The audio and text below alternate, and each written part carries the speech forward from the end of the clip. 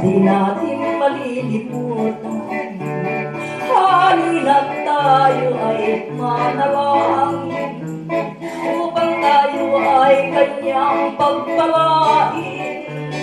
Si Jesus ay ating pasayahin sa pagmamahalan natin. Ang Pasko'y sasapit na naman, kaya tayo ay dapat na magtiwala.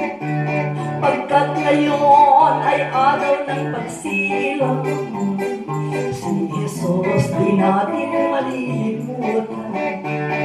Halina't tayo ay manalangin upang tayo ay kanyang pagpalain.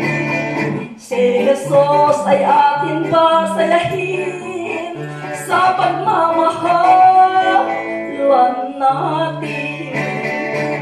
Pasko na naman, o kay tuloy ng araw, Pasko ang nagdaang, tila ba kailan lang. Ngayon ay Pasko, tayo ay mag-awitan. Ngayon ay Pasko, tayo ay magbigayan. Pasko, Pasko, Pasko, Pasko, Pasko na naman muli. Tayong araw natin tinatamit. Pasko, Pasko, Pasko, Pasko, Pasko, Pasko na naman muli. Ang pag-ibig nag-ahain.